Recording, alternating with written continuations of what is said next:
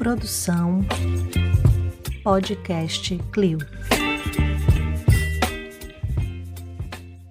A museologia social é o estudo do fato museológico, que nada mais é que a relação entre os seres, os patrimônios e os meios.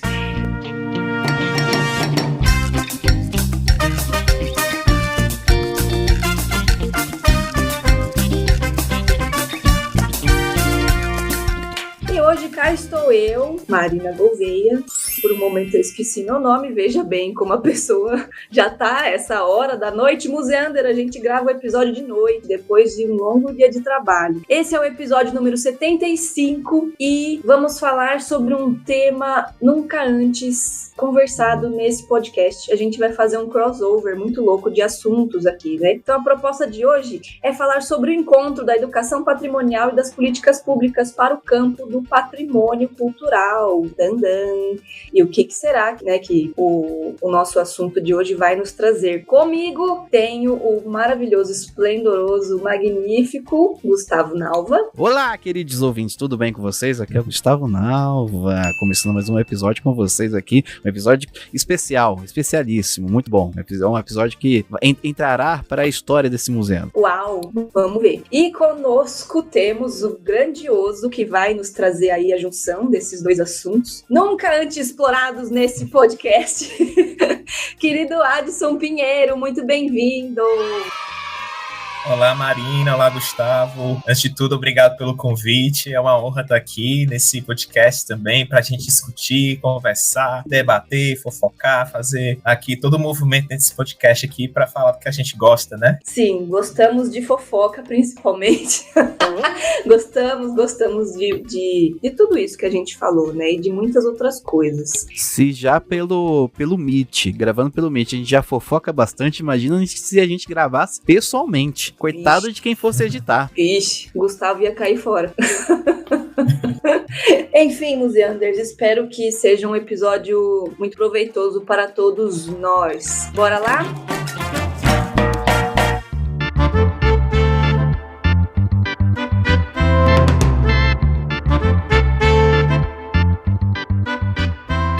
Então a gente começa abrindo com chave de ouro, eu ia falar. Funciona também, né? A chave abre e fecha, né? Vamos lá. Chave patrimonial. A chave patrimonial para a gente iniciar o assunto é: como será que o Adson compreende, pratica, reflete, pensa sobre o grande e amado tema aqui do podcast, que é a educação patrimonial? A gente já tem outros episódios aqui falando sobre esse assunto e agora é a vez de Adson contribuir com isso. Bora lá? Vamos lá, Mari. Acho que vai ser uma pergunta super difícil. Acho que para todo gestor, né, que vai trabalhar com educação patrimonial, já encara um pouco esse tema como o salvador, né? Então, acho que quando a gente traz a educação patrimonial para o tema da gestão, sempre no sentido de uma preocupação de fazer que as pessoas entendam o patrimônio cultural, né? Que elas adotem, né, o discurso que é necessário proteger o patrimônio que é dito para que elas protejam, né? Então, a gente fala um pouquinho dessa educação patrimonial dentro da gestão, refletir quais os sentidos, né, que a gestão quer quando ela adota, né, enquanto política, a educação patrimonial, né? E desde o começo, né, falando um pouquinho da minha trajetória, foi um desafio quando assumi a Secretaria da Cultura de Fortaleza, a parte de gerência de projetos no campo da educação patrimonial. Passei 8 anos, né? E a primeira questão, quando eu cheguei, foi: nós precisamos falar de educação patrimonial. Os tombamentos e os registros não são suficientes, né? A legislação não é suficiente. Então, nós precisamos de uma ferramenta, né? Então, aí, entendendo primeiro, talvez os primeiros significados de educação patrimonial seja entender como uma ferramenta dentro da política, né? Só que o que seria essa ferramenta de educação patrimonial, né? Qual o sentido sentido de ter ela? Seria para dizer que as pessoas precisam saber o que é patrimônio cultural, né? Aí a gente entra um pouquinho naquela discussão que já vem sendo debatido com os estudiosos, né, da campo patrimônio e educação. Seria a política de elaborar cartilhas, né, elaborar roteiros culturais, né? Seria essa a política de produzir material para que as pessoas recebam informações da forma correta de interpretar o patrimônio cultural, né? Então a gente vem, né, dentro da gestão carregado, né, com todos esses significados da importância de educação patrimonial. E é muito difícil a gente desconstruir esses significados, né? Pensando no sentido de ampliar esse tema da educação patrimonial para um tema que veja e perceba essa relação de uma forma diferente com a população, né? Então, acho que quando você me pergunta assim, como é que eu compreendo a educação patrimonial, eu compreendo como a construção de uma relação de mim com a minha cidade, uma relação de mim comigo, no sentido da construção dessas minhas identidades, das minhas memórias inseridas dentro dessa cidade. Quando a gente traz nesse sentido, a gente foge um pouquinho do significado de o patrimônio de fora para dentro, para entender o patrimônio de dentro para fora, né? Então, assim, o patrimônio é construído de dentro para fora, né? O patrimônio é construído a partir dos sentidos que eu trago sobre ele, as interpretações que eu trago sobre ele, né? Então, o que é refletir sobre educação patrimonial? Refletir relações, né? Relações de pertencimento, relações de identidade, relações de memória, relações de esquecimento, né? E a gente às vezes esquece, até estava comentando isso, uma palestra que eu dei semana passada, que a gente às vezes esquece que nós também fazemos políticas de esquecimento, né? Nós não fazemos só políticas de lembrança, nós fazemos políticas de esquecimento. Como é que essa educação patrimonial, ela contribui não só para a preservação do patrimônio cultural, mas ela pode contribuir também para a política de esquecimento. Em que sentido ela pode contribuir para a política de esquecimento? Porque às vezes, né, a gente usa a ferramenta para lembrar e reforçar elementos que já são construídos e já são consagrados enquanto patrimônio cultural, deixando de lado, né, todo um conjunto de outras memórias que podem estar ali presentes, né? Um outro ponto que eu acho que é importante a gente pensar, a educação patrimonial como relação e pensar a educação patrimonial como construção diária, né? Eu acho que não existe um jeito de educação patrimonial dentro que a gestão pode construir. Cada bairro, cada território tem o seu jeito de interpretar o patrimônio rural. Muitas vezes a gente, dentro da gestão, é provocado de criar modelos de educação patrimonial. Não sei se vocês já perceberam isso, né? Quem trabalha com educação museal também, né? A gente tem que criar um modelo para o público, para atingir todos os públicos. E isso é muito complicado, né? E muito atrelado, principalmente aos currículos, né? Então, uma das atividades que sempre foi me colocada dentro da gestão era pautar um currículo de educação patrimonial para as escolas. Mas como é que eu posso pautar um currículo se dentro de uma cidade há uma grande diversidade, né? Que pauta outros assuntos que para elas talvez sejam muito mais importantes do que entender a memória delas, né? Às vezes as pessoas elas são muito mais atreladas e interessadas aquilo que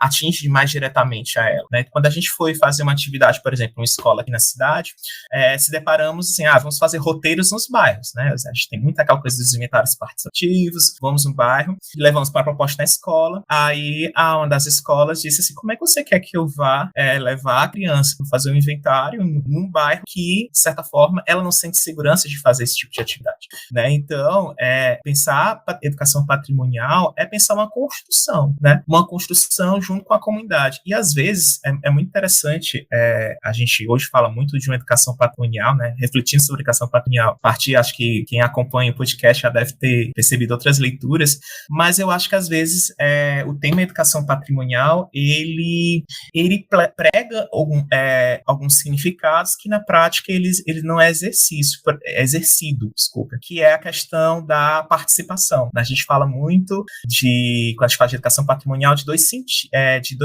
grandes significados. Um é a participação e o outro é o ouvir, né? Nós temos que ouvir a comunidade e nós temos que fazer com que a comunidade comunidade participe.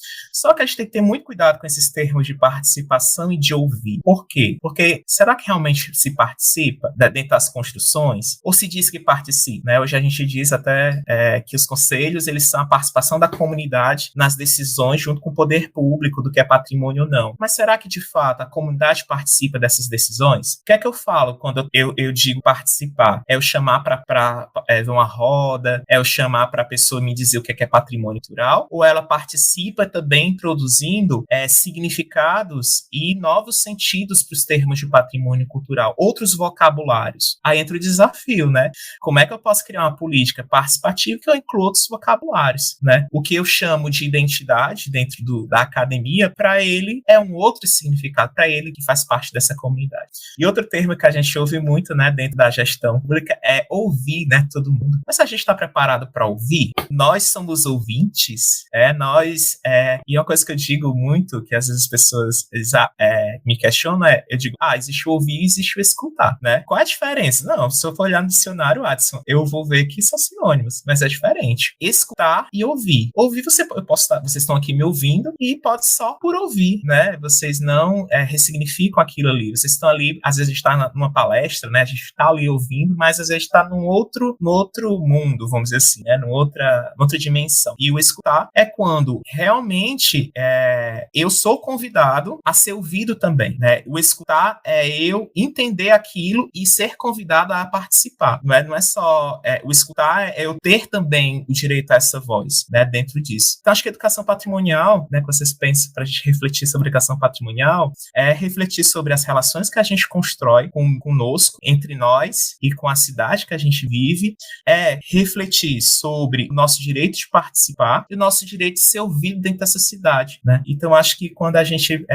E isso a gente constrói na prática, né? A gente não tem uma fórmula, não existe uma receita de educação patrimonial. Quem chegar com essa receita aí é uma falácia, pegando o termo do meu colega do Átila, né? Uma das falácias do patrimônio, dizer, existe um modelo, existe um método específico, existe uma didática específica, né? Essa didática a gente constrói a partir da experiência, né? Então, a educação patrimonial é esse campo de experiência. O que nós podemos fazer dentro do campo da educação patrimonial é compartilhar experiências do nosso viver, da nossa convivência diante da diversidade e dos conflitos que o patrimônio gera. Acho que eu falei muito rápido, não sei.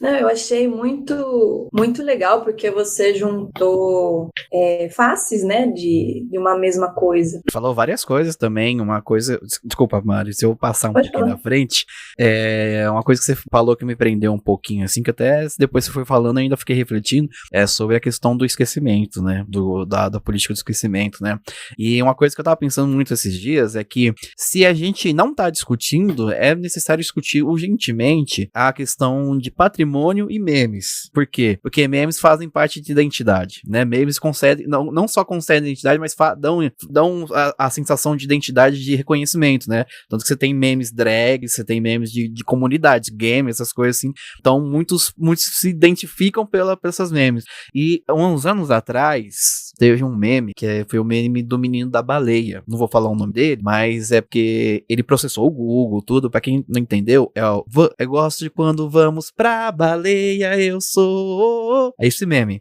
E ele correu atrás judicialmente do direito de ser esquecido, né? Mas a gente esqueceu ele? Não, ele meio que se tornou, de uma maneira rasa, falando aqui agora, um patrimônio da internet brasileira, sabe? Tá ligado à identidade, à história da internet brasileira. E ele conseguiu judicialmente o direito de ser esquecido. Ele virou um mito. Ele virou um mito, sabe? E tanto que a internet interferiu já na vida real, que, lembrando aqui, gente, que até o Álvaro Borba, que é do Meteoro Brasil, até antes, ele já fez parte da Secretaria de Publicação, Secretaria de Comunicação da Prefeitura de Curitiba. Até ele participar lá e fazer a capivara virar uma identidade da cidade, a capivara era só um bicho da cidade, entendeu? Ele chega lá, começa a publicar memes e fazer com que a capivara se torne uma identidade da cidade, entendeu? Hoje você chega em Curitiba, a capivara pra tudo quanto é lado. Imagina, tipo assim, é só um comentário que a sua fala me encadeou esses pensamentos, sabe? Desculpa. Desculpa desvirtuar um pouquinho aqui. Tá vendo? Puxou tanta coisa que o Gustavo foi parar no meme. Eu achei, inclusive, que você ia falar do Charlie Brown, cada escolha uma renúncia, porque a gente tá falando, a gente sempre usa essa frase aqui, Adson, é quase uma piada interna já. Porque a gente tá falando disso, no fim das contas, das escolhas, e porque as escolhas são feitas, e como a gente reproduz essa escolha nas experiências, né, no campo das experiências do cotidiano, né. O que me pegou é justamente a parte de que não há, e sempre me pega, né, não há uma receita de bolo para lidar, né, com as questões de educação patrimonial. Por quê? Eu vejo, assim, que a educação patrimonial, ela é meio que sistematizada, em grande parte, pela academia, certo? Então, a gente tem muito registro acadêmico de relato de educação patrimonial, e a academia é esse instrumento aí de encaixotar as coisas, né? E o que a gente chama de educação patrimonial, que pode ter qualquer outro nome para qualquer outra pessoa no ato ali da vivência daquilo, não cabe nessas caixas. E aí, como é que a gente sistematiza uma política pública para uma coisa que não é encaixotável? Que não vai ser uma política, serve para todo mundo, né? Ela vem de cima para baixo e tem que servir para todas as realidades, todos os contextos, ali tem que ser aplicável, né? De alguma forma ou de outra nos contextos diversos a gente está falando de um país só. E agora, já seguindo para a próxima discussão aqui, Mari, Oi, diga. Eu queria só fazer um breve comentário do que tu falaste, da questão da universidade, rapidinho. É sobre...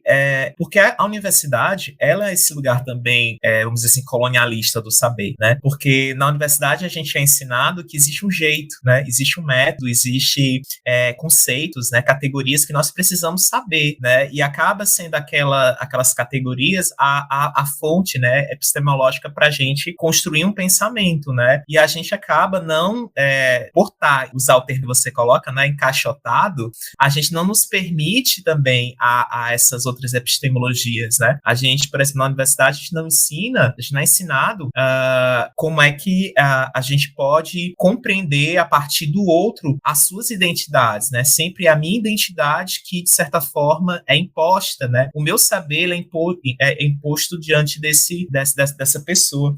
E a outra questão que tu falaste, que eu me estava aqui inquieto, né? Vamos dizer assim, é essa aproximação da universidade com a gestão pública, né? Que parece que existe um apartheid entre essas duas áreas, né? Como se a universidade, ela criasse um conhecimento que a gente aplicasse dentro da gestão pública, né? Então, parece que assim, existe uma teoria e uma prática separada, né? Tipo, eu tenho todo o suporte teórico ali que eu aprendo na universidade e vou para o campo ali dentro de uma secretaria, dentro de um órgão público, tentar aplicar aquilo ali, tentar mostrar para os relatórios, os pareceres que a gente constrói. Mas, assim, o interessante é que essas duas áreas, né, deviam se aproximar mais, né? Porque a gente, por exemplo, quando é técnico do patrimônio rural, nós reelaboramos essas caixinhas para dar outros significados que são nas tensões do cotidiano, né? Porque quem está ali dentro da gestão está na tensão, né? Está naquela questão de está sendo tomada uma decisão sobre o que é que vai ser lembrado e esquecido, né? Então, fica naquela... Como é que a gente vai justificar aquilo precisa permanecer, né? Então, às vezes, o conceito de memória e de identidade que a gente aprende na universidade não vai servir, porque você imagina um proprietário de bem tombado, eu não vou teorizar com ele o que é memória, eu não vou teorizar com ele o que é identidade, porque para ele a identidade muitas vezes está fora. Ele diz assim, como é que eu vou preservar essa casinha aqui? Parece daqueles castelos X, Y, Z que ele viu. Então, assim, há também como é que a gente pode fazer com que esses outros saberes, essas outras práticas, elas sejam realmente entendidas como esses outros saberes e essas outras práticas, né? Eu acho que eu achei importante aproveitar, pegar uma carona aí na sua fala. Sim. Já se passaram 100 anos e ainda estamos presos às amarras do positivismo. Ih, rapaz. Nossa senhora.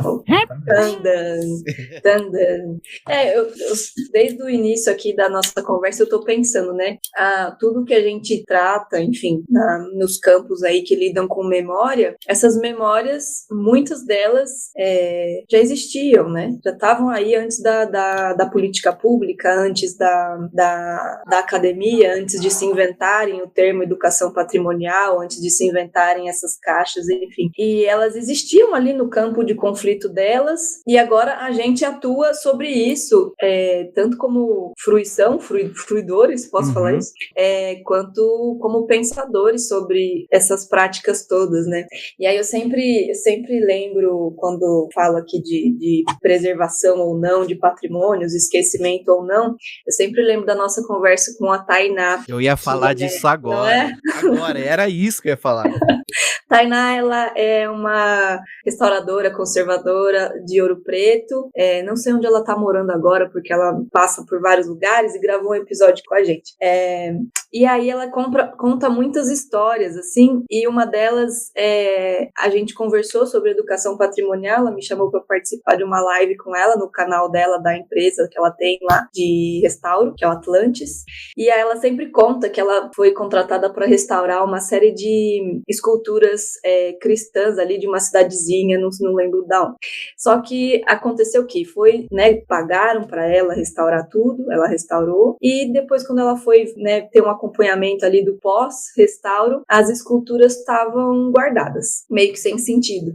E aí a gente ficou conversando sobre isso, porque a comunidade da cidade não era mais cristã católica, né? Era cristã evangélica. Então, para aquela comunidade não faria sentido ter em exposição aqueles itens ali, né? Sei lá, eu teria que ter um trabalho aí de ressignificar tudo isso, caso eles quisessem. E por quê? E para quem? Não é mesmo?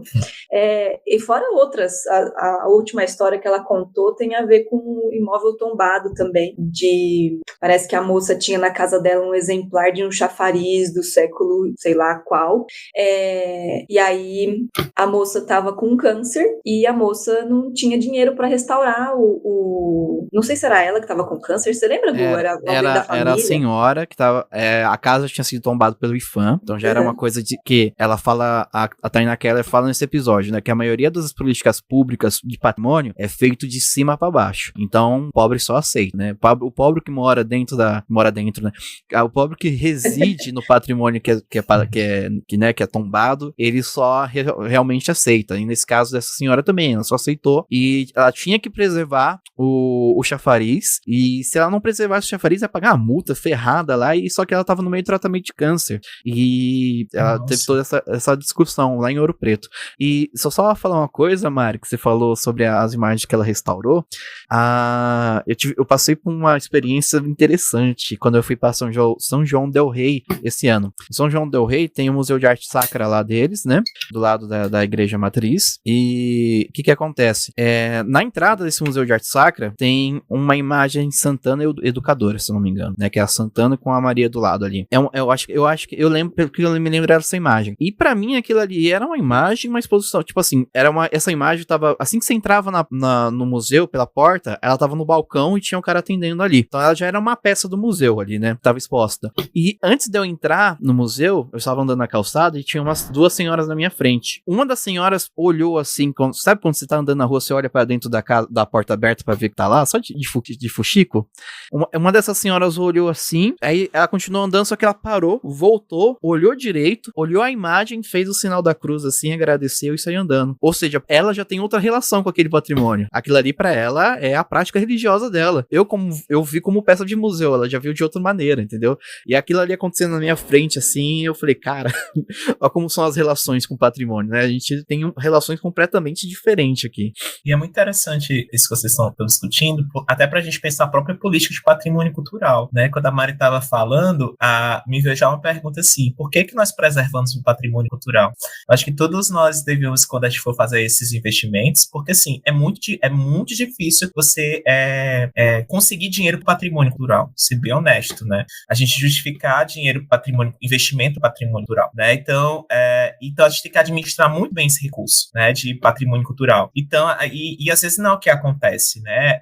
Às vezes o que é tombado ou é restaurado é uma decisão política que as pessoas elas não participam, né? Então acho que talvez uma utopia, mas eu acho que a gente deveria caminhar mais para uma questão mais participativa nessa questão da distribuição desse orçamento e nesse poder de responder o porquê preservamos, né? né, até para a gente administrar dentro da gestão esse orçamento, né, porque não adianta a gente ficar, lógico que a gente sabe, não estou aqui criando uma bandeira, né, de dizer, não vamos restaurar determinados monumentos, outros não quero criar essa bandeira, mas trazer uma reflexão, será que nós estamos aplicando, como nós estamos aplicando os nossos recursos, nossos poucos recursos de patrimônio cultural, né, será que estão realmente fazendo significado para as comunidades pelas quais esse patrimônio vai servir, vamos dizer assim, né, então eu queria deixar mais essa reflexão, acho que não propor uma bandeira aqui, nós vamos restaurar X, Y, Z, mas assim,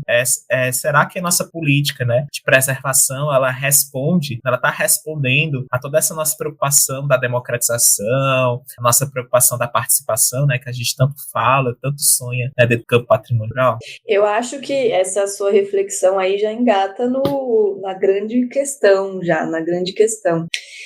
Então a gente está dizendo aqui que há um movimento de democratização, há um movimento de entender educação patrimonial como essa relação de vários fatores, incluindo o que se entende por participação, né? E também pensando numa participação efetiva, né? Que faça sentido para as pessoas dentro de todo esse campo de tensão e do cotidiano, não só da teoria, né?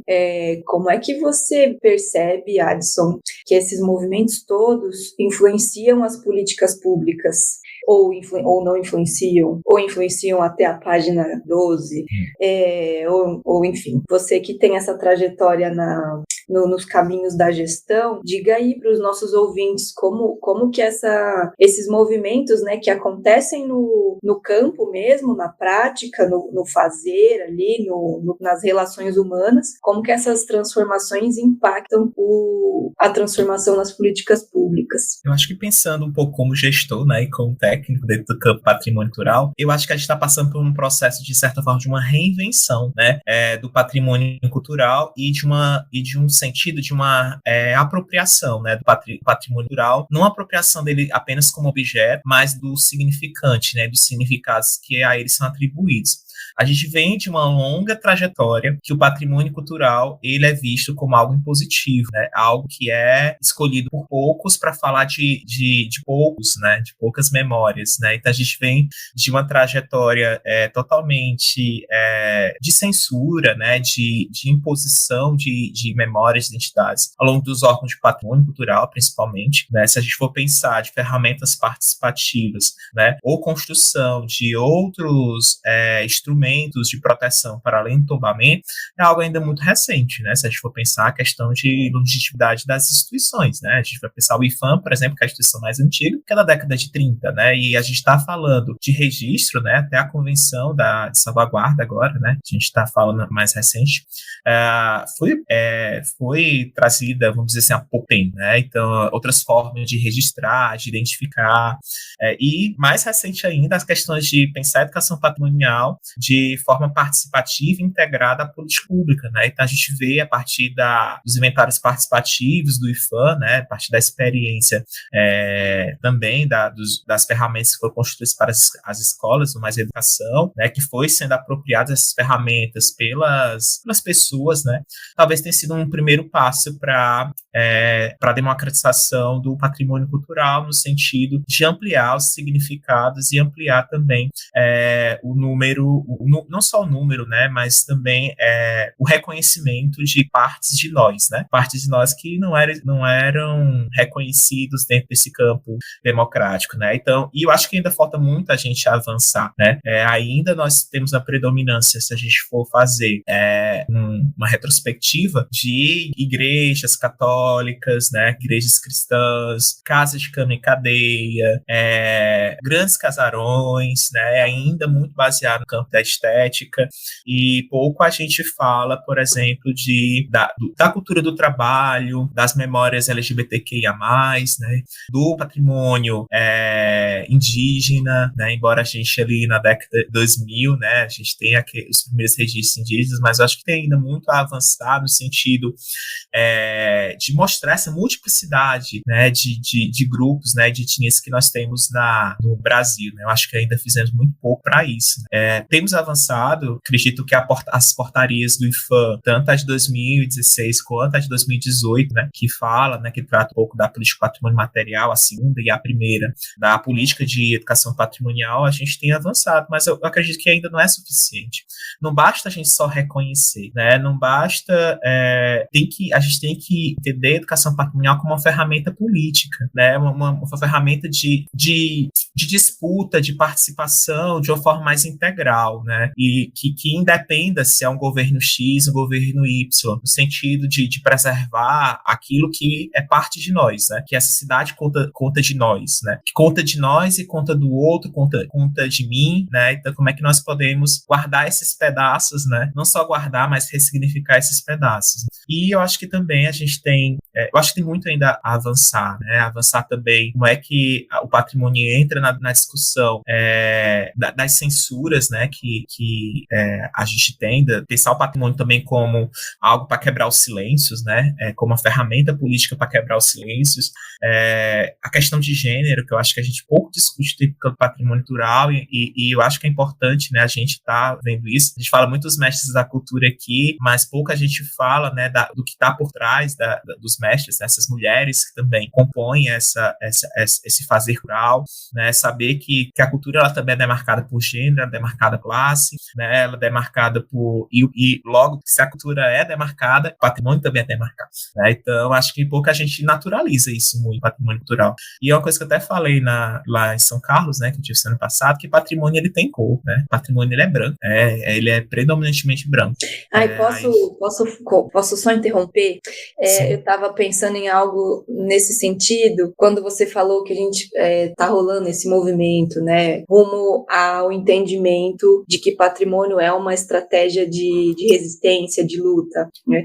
Aí eu pensei, nossa, é uma inversão, né, que precisa acontecer, porque durante muito tempo, enfim, meu questionamento mais objetivamente como que a gente então se apodera de uma ferramenta de opressão, que é o patrimônio, de exercício de poder, que durante muito tempo foi usado para esses apagamentos, né? O patrimônio tem sido branco. Como é que a gente chama para perto esse patrimônio e usa ele como ferramenta para reverter a mesma maçaneta para abrir portas para lados diferentes, sabe? Como é que a gente faz isso? É um desafio, porque quando fala-se de patrimônio, eu tenho uma experiência muito curiosa com uma ocupação cultural aqui da Zona Leste, a ocupação Hermelino, há uns anos atrás. E aí, a Hermelino Matarazzo, perto da estação, né, de trem, a ocupação Matheus Santos. E aí, a gente começou ali a conversar com a galera sobre patrimônio, sobre educação patrimonial, museu, lá, e a galera torcia a cara, assim, falava, isso aí não é pra mim, isso aí não, você não entra aqui não, e não sei o que, não.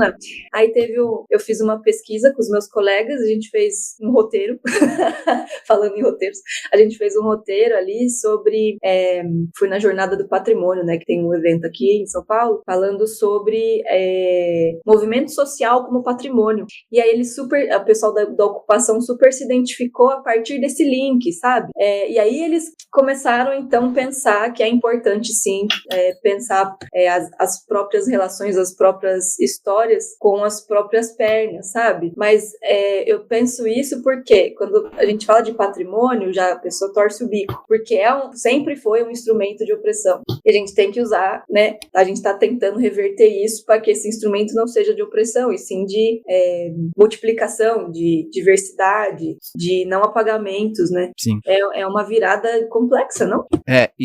Só lembrando aqui que a Marina chamou de patrimônio como uma maneira de repressão, né? Porque sempre foi usado, né?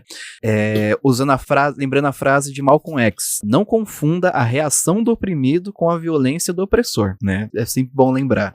E assim, a gente também tem, às vezes, pela ferramenta do opressor que a gente pode desconstruir essa opressão, né? Às vezes a gente pega e diz assim, mas agora a gente fica procurando outros termos, né, para falar de patrimônio, para tentar desconstruir. Mas como é que nós podemos nos apropriar desse termo do opressor, né, patrimônio, que traz toda essa carga, né, simbólica, para falar, né, de diversidade, para falar de desconstrução, né, E a gente fica, às vezes, procurando, a gente fica muito preso assim, nós precisamos de uma caixinha, né? Precisamos de uma categoria para explicar de outro jeito. Mas, às vezes, a categoria, ela precisa existir para a gente desconstruir ela, né? Para a gente abrir a possibilidade, ao desconstruir essa caixinha, a gente abre a possibilidade para a construção no futuro de novas caixinhas, que talvez façam mais significados. Porque eu acho que eu não acredito, né? Eu vou querer falar aqui uma frase bem polêmica, talvez, que simplesmente a gente substituir por outra palavra, essa palavra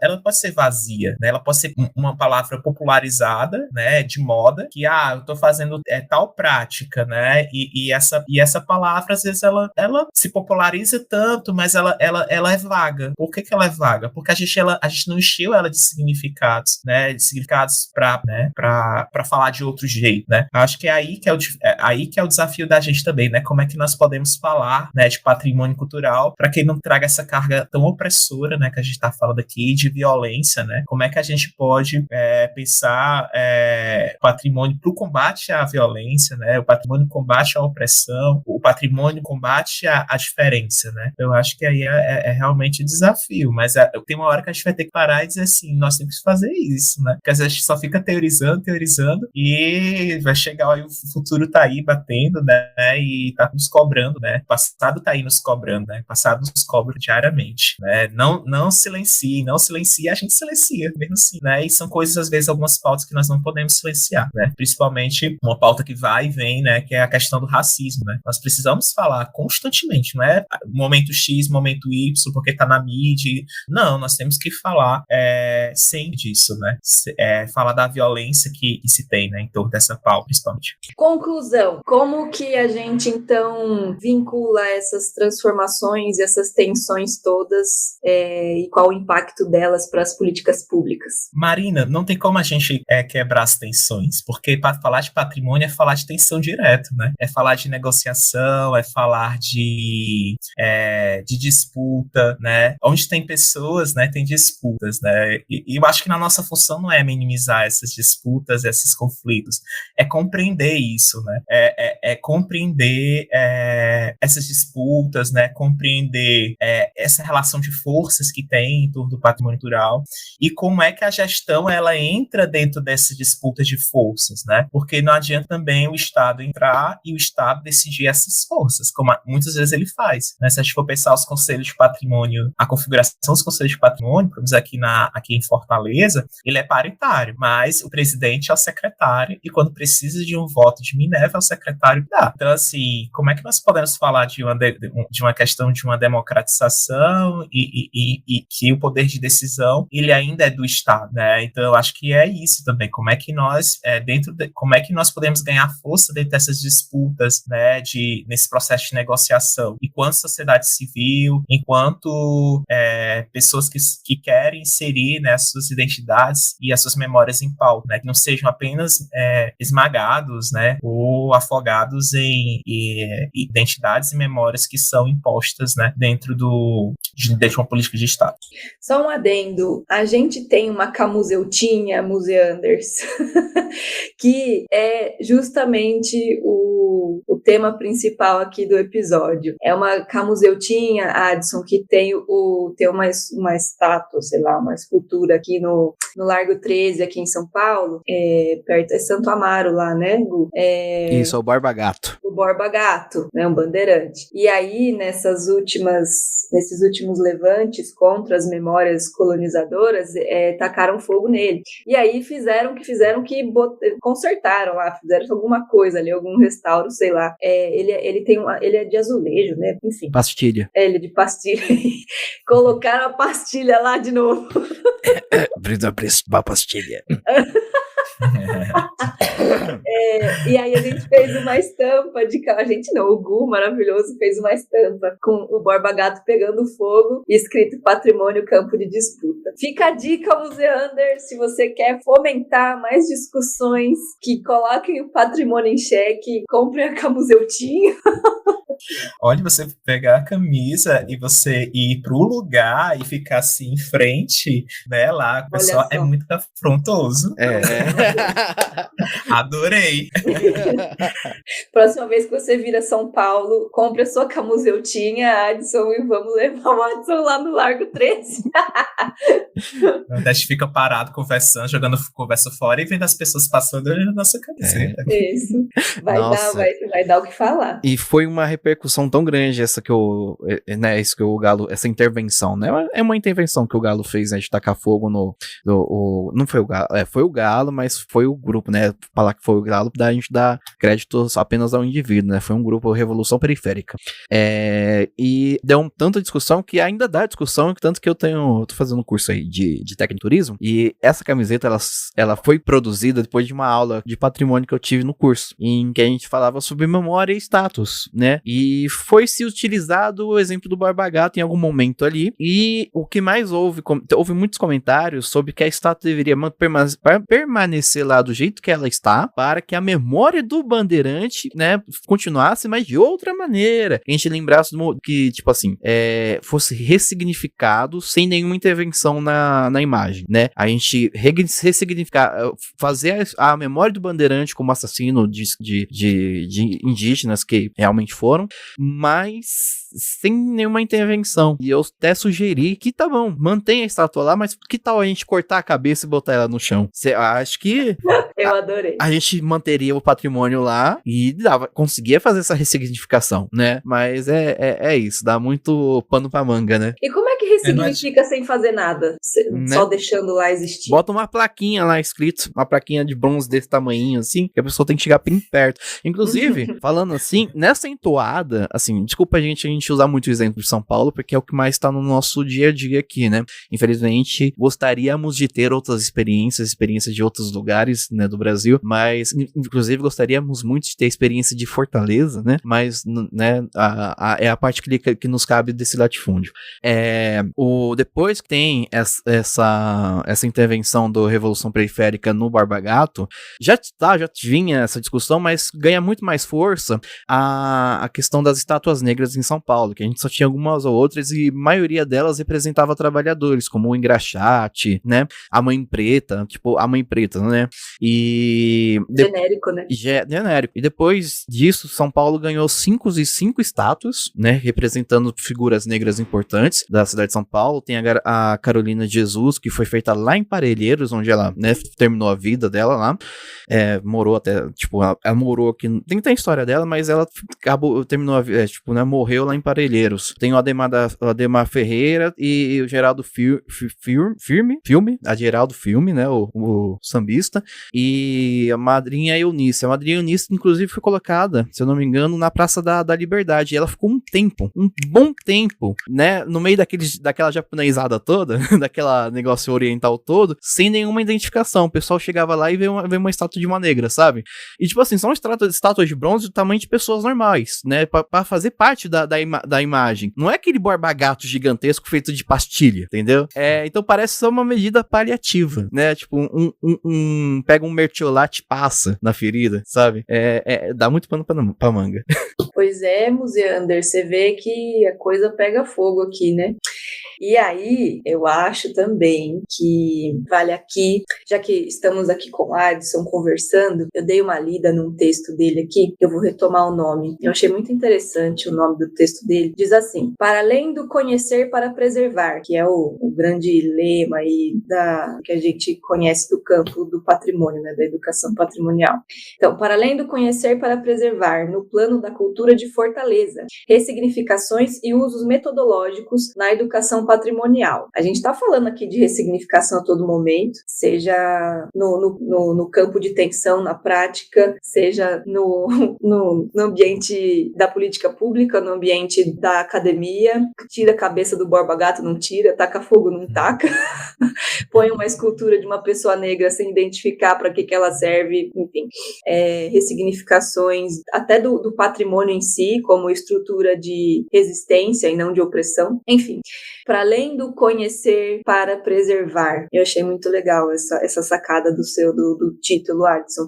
E aí, esse texto tem uma pergunta que motiva toda ali a discussão que ele traz, né? E aí, a pergunta é nada mais por que depois todos esses avanços nas discussões sobre patrimônio, tem até ele coloca a Constituição Federal de 88 como ponto de partida, e aí eu tô adicionando camadas, né? Esses inventários participativos, os movimentos de democratização, os autorreconhecimentos, né? As próprias vozes marginalizadas querendo, então, exercer a sua voz, exercer ali o direito à memória. Enfim, depois de todo, por que mesmo com esses avanços todos, tanto nas políticas públicas quanto na ação das pessoas mesmo, por que ainda os patrimônios, os monumentos, as expressões, né, da nossa população ainda são silenciados ou esquecidos? Ou por que ainda o patrimônio é majoritariamente branco?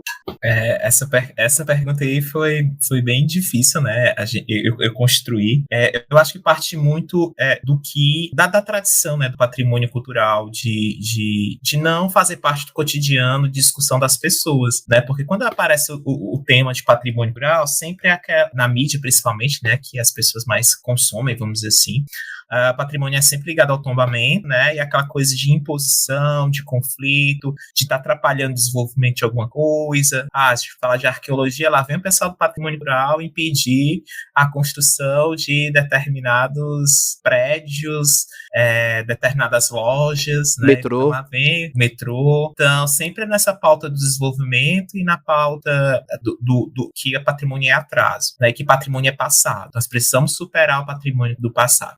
Então, acho que o desafio, né, para a gente responder isso é trazer o patrimônio cultural cotidiano de discussão das pessoas, para não ficar só. E é algo que me preocupa muito, que quando a gente traz essa pauta de patrimônio cultural, né, para dentro de sala de aula ou nas discussões de oficinas que a gente dá, sempre a pessoa, mas fale de tombamento, fale de registro, né? Sempre tem querem que a gente faça essa voz institucional. Por que nós não falamos de tempo presente? Por que a gente não fala das questões do tempo presente? Por que a gente não fala do patrimônio do nosso cotidiano? Porque a gente não fala do caminho que a pessoa saiu da casa dela, que foi até aquele lugar hoje para ela assistir aula, assistir uma oficina, sentiu o cheiro, ouviu os sons, né, que despertou ela algumas memórias, despertou nela alguns sentidos, alguns significados, fez com que ela tivesse uma experiência. E eu acho que a gente está perdendo muito isso, né, na sociedade de hoje. É uma sociedade de consumo muito grande, né, que é tudo muito rápido, que a gente não tem tempo, né, aí não tem tempo. Aí se a gente não tem tempo para a experiência, nós vamos ter tempo para patrimônio cultural, no qual existe um grande debate, né, que patrimônio é só antigo, né, patrimônio cultural é atraso, mas a gente não está perdendo, né, diante dessa celeridade das coisas, a celeridade do tempo, do patrimônio enquanto uma compreensão mais ampla de cidade, né, uma compreensão mais ampla de direito à cultura e de direito à cidade, que pouca gente vem dentro desse debate, né, sempre, patrimônio é urbano, é arquitetura, etc. Mas e patrimônio não é afeto também, né? Aí eu lembro aqui muito a coisa que a Sônia fala, a Sônia Florencio, né, amiga? Patrimônio também tem que te afetar, né? Então, como é que a cidade te afeta e como é que eu estou aberto para que essa cidade ela me afete, né? E ela me afeta como? Através dos ela pode me afetar também através dos esquecimentos e dos silêncios também, né? Às vezes a gente vê aquela cidade ali limpa, né, gentrificada. Vocês vêm aqui para Fortaleza, né? Você encontrar uma beira-mar super gentrificada, né? A cultura pesqueira, né? Que deu o nome da beira-mar, né? Vamos dizer assim, a história da beira-mar está sendo apagada, né? A sua história está sendo apagada, né? As vilas de pescadores estão sendo apagadas. O jangadeiro, né? O jangadeiro, a figura do jangadeiro, já existiu até o museu do jangadeiro aqui em Fortaleza, né? Então parece que Fortaleza, né? Que é essa cidade da novidade, do pioneirismo, não está muito querendo, né, manter esse personagem, vamos dizer assim, essa moldura, né? E é muito, você falando agora, é muito interessante como o que a gente escolhe, o nosso trato com o patrimônio é muito um retrato da nossa sociedade em si, porque é a nossa escolha do que deixar para o futuro, né? Porque quando a gente olha para Ouro Preto, a gente olha para Ouro Preto e enxerga aquilo que lá atrás, em 1930, sendo bem raso, né? O Mário de Andrade quis que a gente visse, né? Então, quando a gente tá deixando nossa política de patrimônio, é o reflexo da nossa sensibilidade pensando o que a gente quer deixar pro futuro, porque o futuro ainda não existe. As gerações futuras, a gente não sabe o que elas querem. A gente não sabe o que elas querem que seja preservado. Às vezes, a geração futura quer saber da nossa casa, quer saber como que é o nosso viver, como é que a gente vive nesse século capitalista de, meu Deus, sabe? Às vezes elas querem saber de coisas que a gente nem tá ligado agora, e a gente nem se preocupa em preservar, sabe? Tá ali. A gente olha e fica assim, não, vamos preservar uma igreja, porque a igreja tá aqui, tem coisas estéticas bonitas, tal coisa, e o nosso trato com o patrimônio é muito um reflexo da nossa sociedade, o que a nossa sociedade pensa, né? Porque o futuro ainda nem existe. Então, como que a gente vai deixar uma coisa pra geração futura, sabe?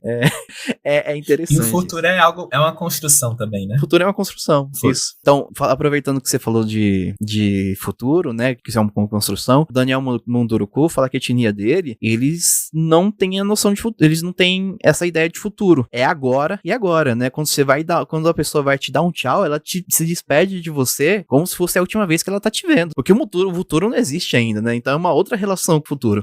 No caso aqui, na relação do capitalista, o tempo é dinheiro, então o tempo é futuro, sabe? Várias coisas. É interessante. A gente viaja. A própria construção de tempo, né? É uma construção muito, vamos dizer, capitalista, né?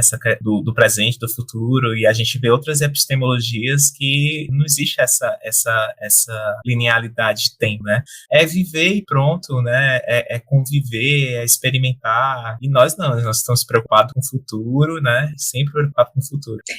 Gente, eu fiquei tentando organizar meus pensamentos aqui e não consegui, na verdade, porque a gente entrou numa linha aí, num vórtice muito louco. A gente conseguiu travar a Marina, bugamos a Marina.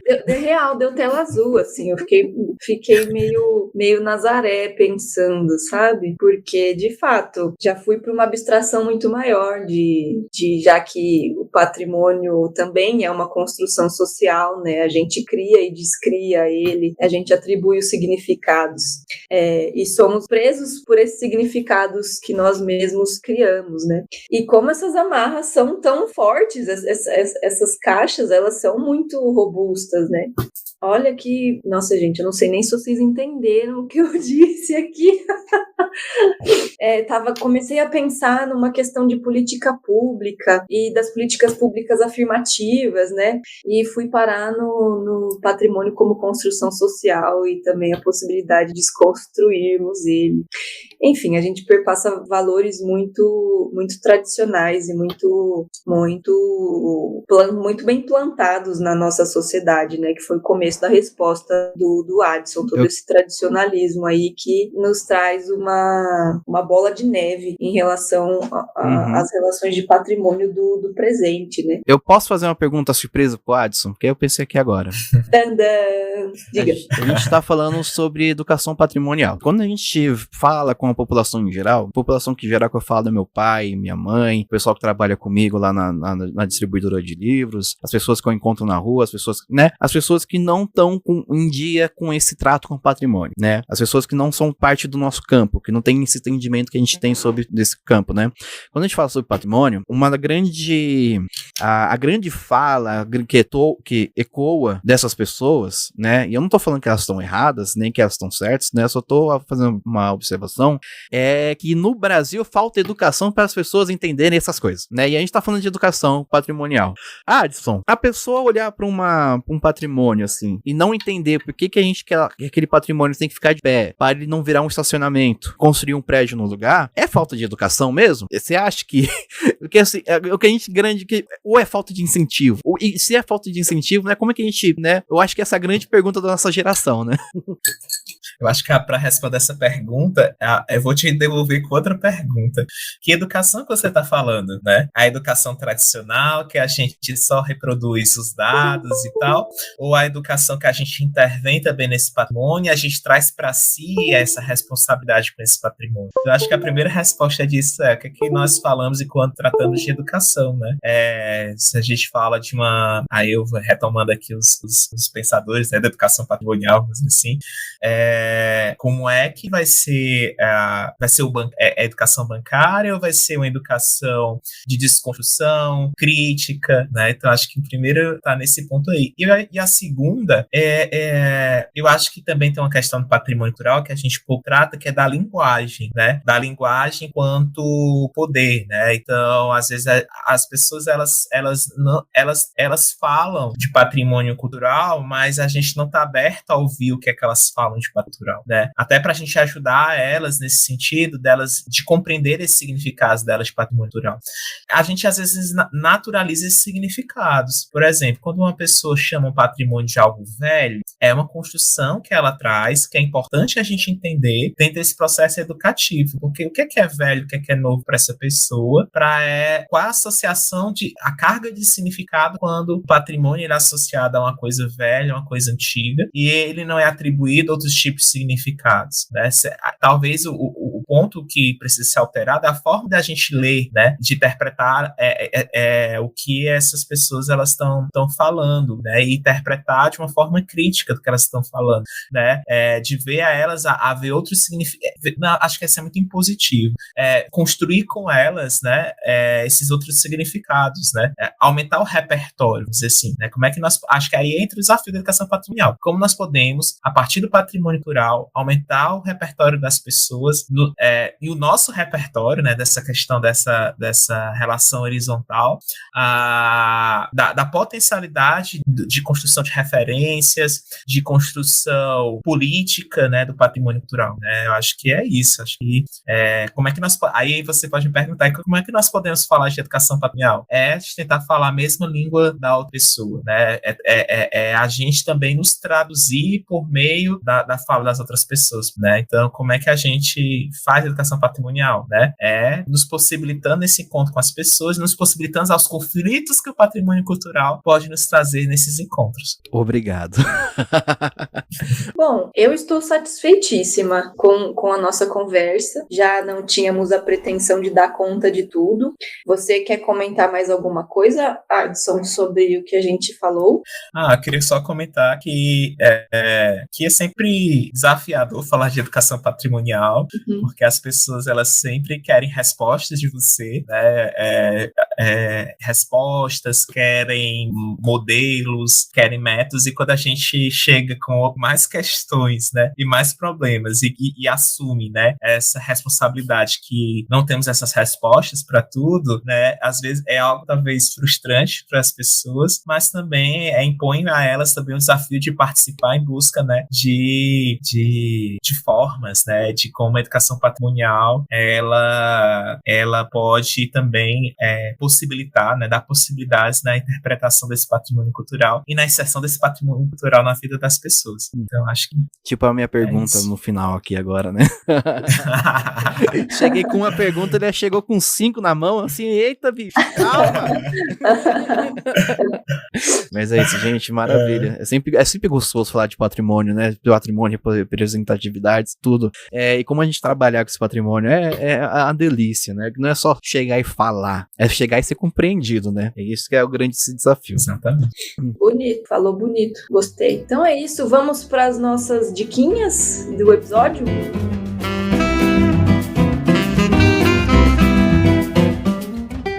Quem quer começar com diquinhas? Posso dar umas dicas aqui, aproveitar, já que a Marina falou do texto, né, que eu mandei para ela, comentar da publicação organizada pela Jéssica Tardivo, né, que é o Veracidade, que tem esse texto meu e outros textos, né, que falam de cartografia ativa, falam da questão da educação, essa relação da educação e direito à cidade, né, então é um livro que eu queria indicar, né, e queria indicar, para quem não conhece ainda, também um dossiê que a gente organizou para a revista Silógica, Borges, que é o Educação Patrimonial em Contextos, Cartografias e Cosmopercepções, né, que são dos textos que dialogam educação patrimonial e decolonialidade, né, que é um assunto que vem sendo debatido em campo patrimônio cultural. Então, vocês que quiserem aprofundar sobre essa temática também, sugiro isso. E, por fim, né, divulgar o meu canal no Instagram, né, o Adson_Pinheiro Cultura, que a gente está lá trabalhando com conteúdo de divulgação de eventos, de cursos, material de sugestões de leituras, divulgação de algumas pautas críticas dentro do patrimônio rural, denúncias também, a gente está incorporando aos pouquinhos, mas também a gente está inserindo para ser esse canal também, né, com o tempo, um canal também político, né, para pensar o Instagram como uma ferramenta política para atuar também no patrimônio cultural. E é um baita Instagram, viu, gente? Porque eu jurava que o Adson tava morando aqui em São Paulo, porque direto ele tava postando umas coisinhas de São Paulo lá. E eu fui ver, o cara abrange o Brasil, quase o Brasil todo. Gente, então é um ótimo lugar pra você ficar informado sobre cursos, sobre várias coisas, assim, interessantíssimas. Eu recomendo muito o Instagram do Adson. Posso fazer minha indicação? Obviamente. Eu vou indicar um trabalho que a gente tá envolvido em certa parte, que é do Espaço Memória Carandiru, né? Que eu estou acompanhando, né? Fui nas últimas presenças, as últimas atividades presenciais, que foi do Espaço Memória Carandiru. Pra quem não sabe, Espaço Memória Carandiru começou como um espaço gerido pelo curso técnico de museologia da ETEC, e hoje agora ele tá aberto ao público, dentro da ETEC ainda, e vocês conseguem visitar e ver o acervo que foi salvo, né? Foi literalmente salvo pela Muim Basiliar, que nos últimos dias ali do Carandiru, ainda como casa de detenção de São Paulo aberta, né? Foi lá e conseguiu salvar esse acervo que tá exposto lá hoje, né? Grande parte dele. E, gente, quando a gente fala de museus e a comunidade em si, o Espaço Memória Carandiru, pra mim, tá sendo a grande experiência que eu estou vivendo. Por quê? A gente teve, nesse mês de maio, uma roda de conversas e uma palestra presencial no espaço, né? E mês que vem, inclusive, se vocês quiserem ver, vai ser online, né? Então vocês podem, o Brasil todo pode ver. Mas teve uma roda de conversa e uma palestra presencial, e a grande parte das pessoas, assim, que foram visitar eram egressos do sistema prisional. Eram pessoas que já estiveram presas, né? Em linguagem simples, assim. Pessoas que já estiveram presas, e a troca, né? Que o corpo educativo é formado com duas pessoas que também são egressas do sistema prisional, né? A Ellen e o Maurício, que o Maurício, inclusive, estava lá no Pavilhão 9 durante ele é um sobrevivente do massacre. E eles conversando, falando sobre a vivência deles, porque assim, eu nunca passei pelo sistema prisional. E eles conversando, e a química, não só a química, mas a interação do corpo educativo com as pessoas que estavam lá, que de certa parte é a comunidade do museu, gente, só estando lá pra você perceber aquilo ali, né? Então, você entende a função social do museu. Você entende na prática. É incrível. Então, Espaço Memória Carandiru, mês sim, mês não, vai ter atividades presenciais. O mês que não tiver atividades presenciais, vai ser online pra ter mais acesso. Então, vão lá no Memória Carandiru e siga lá no Instagram, pra vocês ficarem ligados. É muito emocionante essa dica aí do Google Real. E, museanders, a dica que eu dou para vocês não é um espaço, não é um texto, é uma reflexão. Durmam com essa ideia. Assim como eu vou dormir com essa ideia. Eu queria que os museanders pensassem nessas pessoas, como o Gu trouxe, pessoas que não têm essa familiaridade com o campo, com as teorias do campo, né, que, enfim, não trabalham com os processos de memória diretamente. Pensem nessas pessoas e como os patrimônios se manifestam ali, são identificados nos cotidianos, nos nossos cotidianos, desde as ideias que a gente tem, os valores que a gente reproduz, até os lugares que a gente se identifica ou não se identifica, e até as coisas mais abstratas, né, no sentido do campo dos afetos. Um lugar pode ser um lugar de fato para uma pessoa e pode ser um não lugar para outra pessoa. E a gente pode transpor isso para o metrô, por exemplo. É um lugar de passagem? É um lugar que acontecem encontros? Quem são essas pessoas? Quem são esses encontros? Quem são essas histórias que compõem compõem toda essa narrativa. Enfim, queria deixar essa reflexão para hoje. Eu realmente fiquei com uma tela azul gigantesca, assim, na minha cabeça, mas é uma tela azul boa. Por quê? Quando eu acabar o mestrado, eu conto para vocês. Vai segurar a gente, né? Vai segurar a audiência. Não, é brincadeira, não. É brincadeira. Tem um dos fios que eu gostaria de puxar e aprofundar nessa pesquisa toda que estou fazendo, é a relação de lazer, patrimônio e gênero. Eu pesquiso lazer e educação museal, Adson. E aí tem toda uma construção da compreensão de lazer que faz sentido ali para a pesquisa, né? É o lazer provavelmente é um lazer oposto do que você está pensando. Provavelmente. Você também, Museander. Aguardem. Inclusive, tem uns episódios sobre lazer aqui. E as leituras, as discussões sobre isso são tão complexas porque eu estou estudando um fenômeno e ele pode se manifestar tanto como opressor, assim como patrimônio, como uma ferramenta de resistência também. Então, cada vez mais durante a nossa conversa, eu fui vendo esses links, assim, sabe? E aí, até agradeço aí dando material aqui, ó, pro meu cérebro funcionar. Mas primeiro eu preciso concluir, né, essa etapa aqui que eu tô penando para concluir. E depois a gente conversa, a gente aprofunda mais essas reflexões. Pode ser? Pode. Pode sim, vamos nessa. Então tá bom. Então, estamos caminhando para o nosso fim, nosso querido final do episódio. Museanders, agradeço você que ficou com a gente até agora. Agradeço demais o Adson por ter aceitado o convite, por ter dado tudo certo na gravação. Ele também entregou aí os materiais que ele tinha que entregar da qualificação. Parabéns, inclusive. Espero ler aí a finalização do material em breve. Também agradeço o Gu por mais um episódio, mais uma mão lavar outra aqui. É isso, estamos aí na atividade, como já diria Charlie Brown Jr.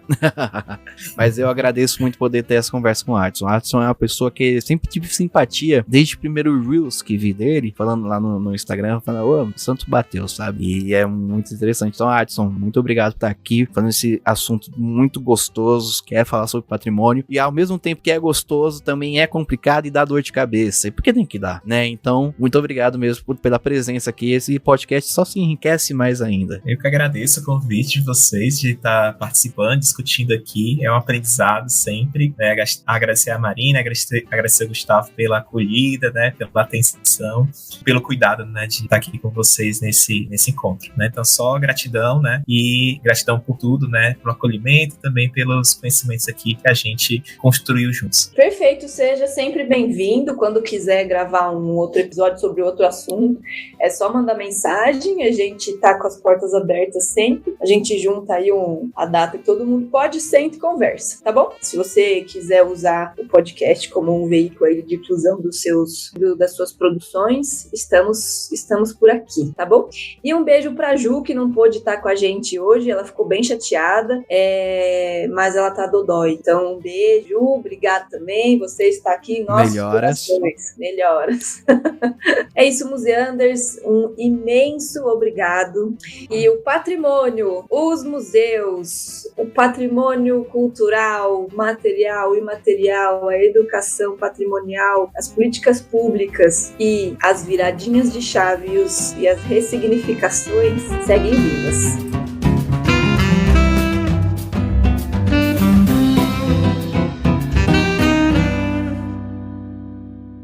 Muito obrigado, vão com Deus, valeu. Santos!